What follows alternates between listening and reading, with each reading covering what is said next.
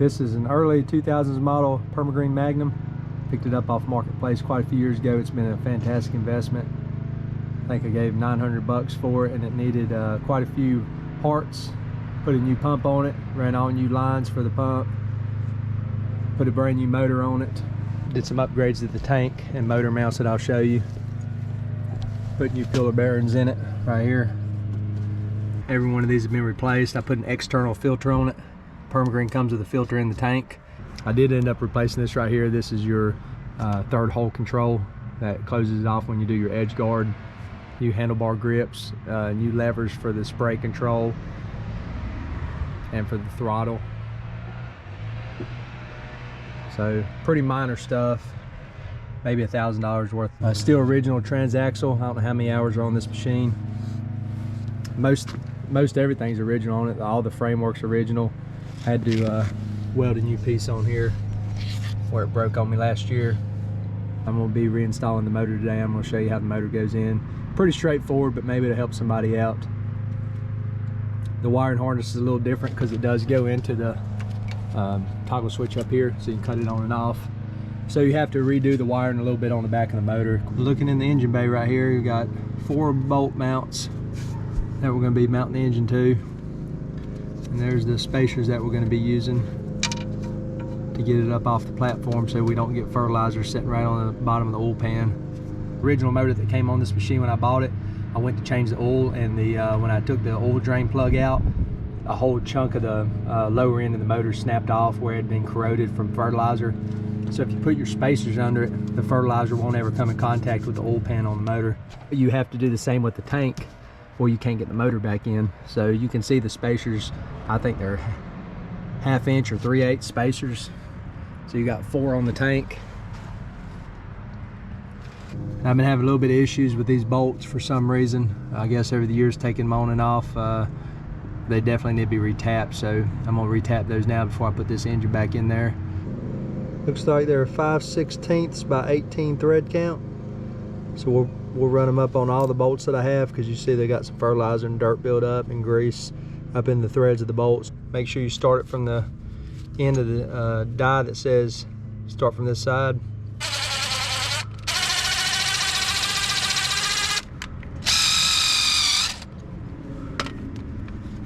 Cleaned it right out. If you had a lot of resistance on it, whether you're tapping the bolt or the hole, either one, you might want to use a little bit of oil on it.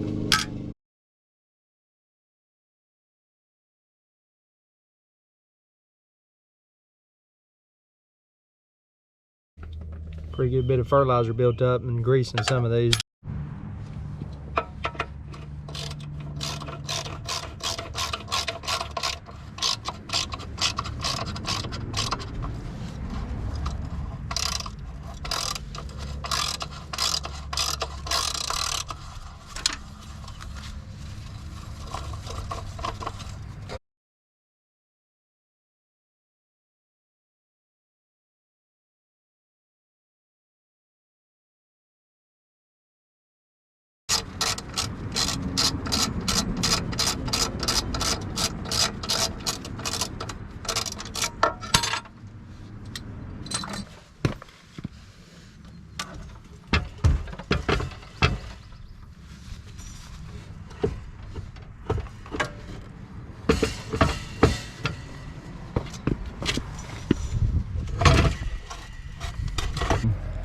There's your motor. It's just a Honda GX200. You can buy these things at Northern Hydraulics.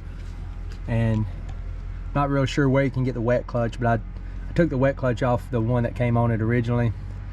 But I did have to make some modifications to the input shaft coming from the motor. I think I ended up having to grind off maybe 1 inch or so you could get the wet clutch bolted down on there. But the motor drives this wet clutch, and this drives this pulley right here, which is going to hook up to your main pulley. Main pulley belt that comes off the transaxle down there on bottom, and then that's going to go to run your spray pump up front, and also run your paddle that comes off the bottom of your fertilizer hopper that spreads the fertilizer. You got your motor spacers here, 3/8 spacer. Found you got to put it under all 4 edges before you get started, or the bolts won't go in straight and they kind of bind.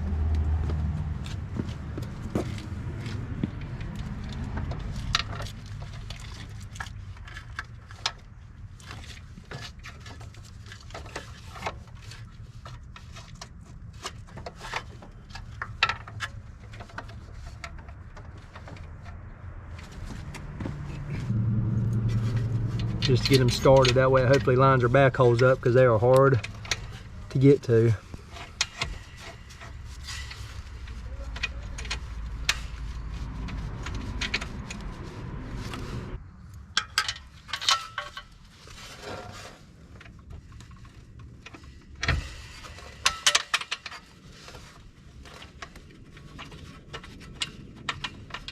Alright, so on the front side, you got this block that hooks your paddle to your gearbox right here.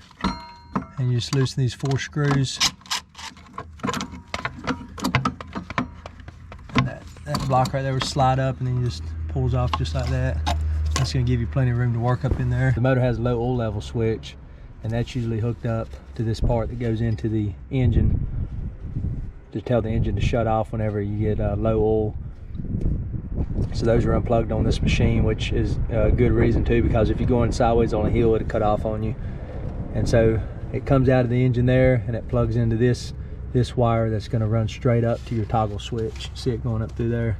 That goes all the way up here to your toggle switch. So basically you just unplug this low oil level switch here from the engine, and you plug the toggle switch up that comes from the top down into the engine right here. And then this switch is now out of play. You can leave it on or off, it doesn't matter. It's going to be controlled by that toggle switch since you unhooked it from the engine there. And you see that yellow wire, that's your low oil level switch. It goes into this relay here, but that's kind of out of the picture now. On the front side, you see I got my spacers up under there. These have very limited space to work in, but I kept the front ones kind of loose. On the front side that I just did, I just got them in there enough to where it kind of lined the holes up on the back for me. There's no trick to it. It's just getting them lined up, and it's just kind of aggravating. Just gotta keep working at it till you get them in there. So you see your belt on the other side that hooks to your pump, and that's what's going to run your pump. So it goes around that pulley, comes down through the bottom, and is going to go around your transaxle pulley, which is on your very bottom down there. It's going to wrap around the bottom of it, and then it's going to come up here just like that around the bottom of the transaxle pulley, and then it's going to come over the top side of this pulley that goes from your motor. It actually comes from your wet clutch here, but your motor to your wet clutch to this pulley, and that's going to spin all 3 of these at the same time. For your tensioner pulley, we're going to lift that up to get this one on right here. I'm going to have to do that with 2 hands.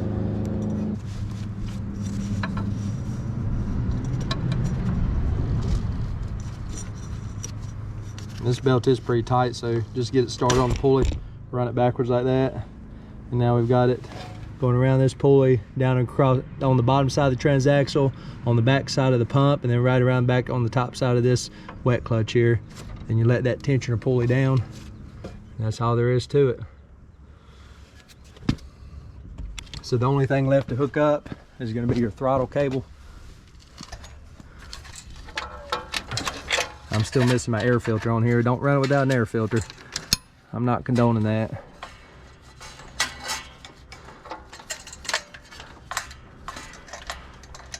So this throttle cable is going to hook in this top portion right here where your return spring is. And then my return spring, I've got it just going on the back side of my muffler. I drilled a hole in my muffler and hooked my return spring to. We're just going to go in right there like that. And we're going to tighten it down up under this screw right here. And that's your throttle cable right here. And then that will be pretty much it. Then we'll be putting the air filter on and then putting the fairings back on, and it's ready to go.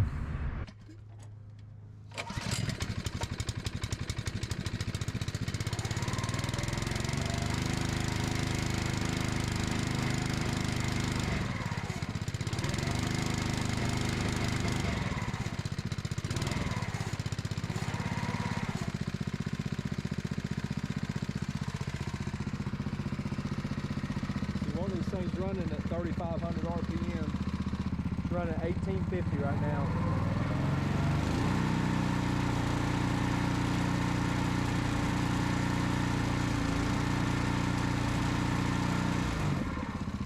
Oh, there you go, 3,550.